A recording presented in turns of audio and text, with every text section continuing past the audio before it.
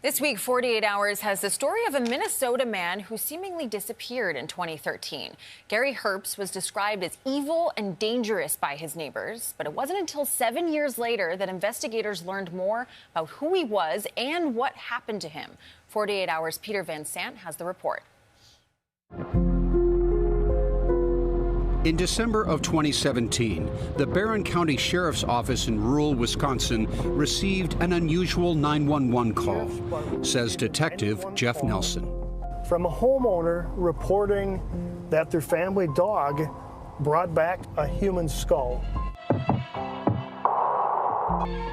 We kind of organized a grid search and within minutes located the clandestine grave right off in this area. If you see this little indention in the soil right here, that's where the skeletal remains were found. Authorities soon determined the victim had died from a gunshot wound to the back of the head. We were reviewing missing persons cases throughout the Midwest, but nothing was definitive to who this victim was. 3 years later, finally, a match from the remains to 57-year-old Gary Albert Herbst. Investigators headed to his last known address. Gary's wife and son had moved out after his disappearance. But former neighbors Chad and Kaya Krammel say Gary was combative. He was just an evil person. Did you feel he was a dangerous man? Absolutely. And they remembered noticing something strange happening late one night around the time he went missing. Chad, what do you see? I see the neighbors scrubbing the floors. I see them scrubbing the walls. We saw them bringing out black garbage bags. They eventually brought out a rolled up carpet.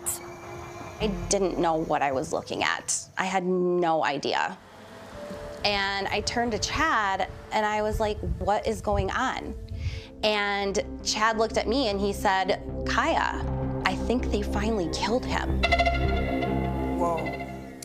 Peter Van Sant joins us now. Peter, the second you say a dog's involved, I'm hooked on the case. I'm locked in. Yeah, good. But right, a good boy, I think you said. Yes. Yeah, authorities, they spoke to Gary's family eventually. What did they say? Well, this is where the intrigue really began, because Gary's wife, Connie, and Austin, who was just 19 at the time, said that after a really heated argument, Gary packs up a suitcase, takes $5,000 in cash, takes his wife's wedding ring, heads out the door, and gets into a car with a total stranger, drives off, and is never heard from again. Well, investigators were really interested. Why did you not report him missing for 9 months? And that's when they really started to take a look at Connie and Austin. Uh-oh. So Austin is a major player in this case. How? Is he ever? There's intense interrogations. We have a bunch of this in the hour, in which he eventually he confesses to killing his father, shooting him while he was sleeping on a couch. Well, I get 90 minutes with him. I do as intense an interview as I've ever done with a murderer. And he describes every aspect of this killing, and I confront him on it. He says it's a justifiable homicide.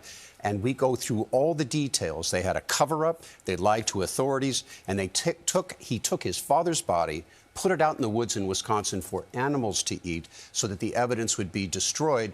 And not long afterwards, he and his mom are walking around the neighborhood with fresh-baked cookies as they reconnect with the neighbors. It's a story unlike any I have ever done on 48 Hours. And we've got every step of the way. But this interview is worth the price of admission for this episode. All right, well, Peter Van Sant, thank you so much. You can see his report, What the Neighbors Saw, tomorrow night at 10, 9 Central, right here on CBS and streaming on Paramount+.